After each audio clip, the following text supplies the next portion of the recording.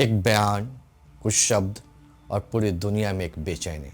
21वीं सदी में जब उपनिवेशवाद को इतिहास की किताबों में दफन माना जाता है, तभी एक बयान उसे फिर से जिंदा कर देता है और वह बयान है अमेरिका के राष्ट्रपति डोनाल्ड ट्रंप का। ट्रंप द्वारा ग्रीनलैंड को जबरदस्ती हासिल करने की बात कही जा रही है। तो यह सिर्फ एक राजनीतिक टिप्पणी भर नहीं रह गया है, यह वैश्विक शक्ति संतुलन पर एक सवाल है। एक ऐसा बयान जो सीधे अंतर्राष्ट्रीय कानून, संयुक्त राष्ट्र चार्टर और द्वितीय विश्व युद्ध के बाद बनी वैश्विक व्यवस्था तीनों को चुनौती देता है। यह बयान कूटनीतिक नहीं है, यह तो एक साम्राज्यवादी सोच का सार्वजनिक प्रदर्शन है, ताकत के बल पर किसी कमजोर की जमीन हथियाने जैसा है। डोनाल्ड ट्रंप की मंशा बहुत पुरानी है। उन्होंने अपने पहले कार्यकाल के दौरान 2019 में भी ग्रीनलैंड को खरीदने की अपनी इच्छा जाहिर कर चुके हैं और अब अपने दूसरे कार्यकाल में भी उस पर नजर टिकाए हुए हैं। और तो और ग्रीनलैंड ही इकलौता एक ऐसा क्षेत्र नहीं है जिसे अमेरिका खरीदना चाहता है या कब्जा करने के बारे में सोच रहा है। और इन सब का परिणाम यह है कि ट्रंप विश्व की नज़र में न केवल शांति भंग करने वाले खलनायक की तरह नजर आ रहे हैं, बल्कि दुनिया को युद्ध की ओर ले जाने वाले हिटलर के रूप में भी उभरते हुए दिख रहे हैं। खैर, अगर हम बात ग्रीनलैंड की करें तो ग्रीनलैंड केवल एक बर्फ का ढका हुआ द्वीप भर नहीं है, बल्कि यह आर्कटिक राजनीतिक, वैश्विक सुरक्षा, पर्यावरण और अंतर्राष्ट्रीय कानून की केंद्र में स्थित है। यदि ट्रंप का दावा और इस प्रकार की अमेरिकी नीति वास्तविक रूप ले लेती है, तो इससे विश्व की राजनीति पर गहरे और दूरगामी परिणाम हो सकते हैं। अगर हम ग्रीनलैंड की भौगोलिक और रणनीतिक महत्व के बारे में बात करें तो ग्रीनलैंड दुनिया का सबसे बड़ा द्वीप है। यह डेनमार्क का एक स्वायत्त क्षेत्र है, लेकिन रक्षा और विदेश नीति अब भी डेनमार्क के अधीन ही है। अगर हम सैन्य दृष्टि से देखें तो ग्रीनलैंड आर्कटिक क्षेत्र में स्थित होने के कारण अमेरिका, रूस और यूरोप के बीच एक सामरिक संतुलन में अहम भूमिका निभाता है। यहाँ पहले से ही अमेरिका का थूले एयरबेस है, जिसे अब पिटुफिक स्पेस बेस के नाम से जाना जाता है, वो वहीं मौजूद भी है, जो मिसाइल चेतावनी प्रणाली और अंतरिक्ष निगरानी में महत्वपूर्ण भूमिका निभाता है। खैर, जलवायु परिवर्तन के कारण ग्रीनलैंड की बर्फ पिघल रही है, जिससे दुर्लभ खनिज, तेल, गैस और जो भी अन्य दुर्लभ पृथ्वी तत्व हैं वहाँ तक पहुँचना आसान हो रहा है। ये प्राकृतिक संसाधन आधुनिक तकनीक और रक्षा उद्योग के लिए अत्यंत महत्वपूर्ण है। आर्कटिक बर्फ के पिघलने से एक नया शिपिंग रूट भी खुल सकता है, जो वैश्विक व्यापार को एक दिशा बदल सकती है। और इस तरह से ग्रीनलैंड इन मार्गों के निकट होने के कारण रणनीतिक केंद्र तो बन ही जाता है। अगर हम ट्रंप की सोच को समझने की कोशिश करें तो हम इन बिंदुओं में उनकी सोच को समझ सकते हैं। पहला, एक तो अमेरिका का वैश्विक प्रभुत्व को बनाए रखने की उनकी इच्छा, चीन और रूस के बढ़ते आर्कटिक प्रभाव को संतुलित करना, प्राकृतिक संसाधनों पर नियंत्रण करना और सैन्य रणनीतिक बढ़त हासिल करना। हालांकि डेनमार्क और ग्रीनलैंड की सरकार ने डोनाल्ड ट्रंप के प्रस्ताव को सिरे से खारिज कर दिया है, लेकिन ट्रंप के जबरदस्ती कब्जे वाले बयान ने तो अंतर्राष्ट्रीय राजनीति में हलचल मचा ही दी है। यदि किसी शक्तिशाली देश द्वारा किसी क्षेत्र पर इस प्रकार का दावा गंभीर रूप ले लेता है, तो यह अंतर्राष्ट्रीय कानून के लिए एक खतरनाक मिसाल बन सकता है। किसी देश की संप्रभुता का सम्मान करना संयुक्त राष्ट्र चार्टर के अनुसार भी अनिवार्य है।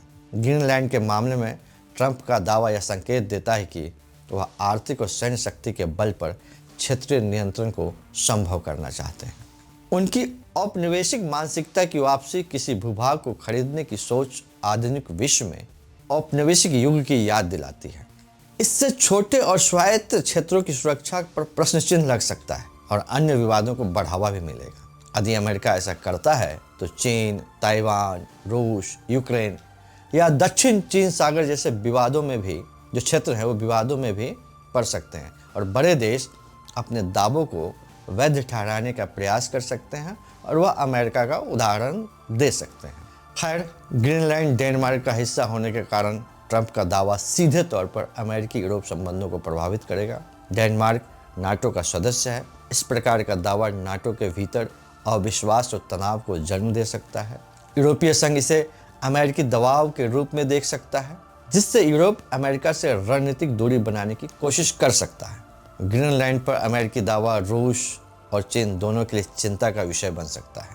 रूस पहले से ही आर्कटिक में अपने सैन्य ठिकाने मजबूत कर रहा है। अमेरिकी नियंत्रण बढ़ने से रूस अपनी सैन्य गतिविधियां और तेज कर सकता है, जिससे एक नए शीत युद्ध जैसी स्थिति बनती दिख रही है। चीन खुद को नियर आर्कटिक स्टेट कहता है और ग्रीनलैंड में निवेश की रुचि दिखा चुका है। अमेरिकी प्रभुत्व से चीन की आर्कटिक महत्वाकांक्षाओं को झटका लगता है और वह वैकल्पिक रणनीति को अपना सकता है।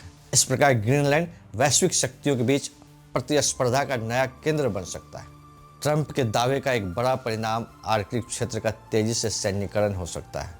अमेरिका की आर्कटिक में बढ़त, यूरोप की रणनीतिक कमजोरी, रूस और चीन का अधिक आक्रामक रुख, कुल मिलाकर यह सब बहुध्रुवीय विश्व व्यवस्था को और अधिक अस्थिर बना सकता है।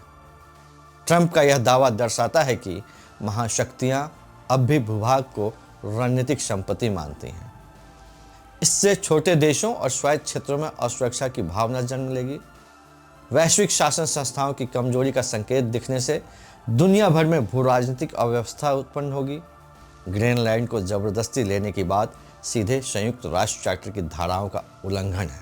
इंटरनेशनल कोर्ट ऑफ जस्टिस बार बार यह स्पष्ट कर चुका है कि इलाकाई संप्रभुता किसी महाशक्ति की मर्जी से तय नहीं होती।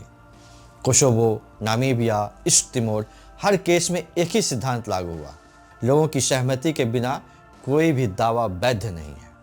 ट्रंप का बयान 21वीं सदी में 19वीं सदी की भाषा बोलता है। यह वही सोच है जिसने दुनिया को कॉलोनियों में बांटा और ताकत को कानून से ऊपर रखा। आज इसे स्ट्रैटेजिक इंटरेस्ट कहा जा सकता है, लेकिन इसका नाम अब भी वही है, उपनिवेशवाद।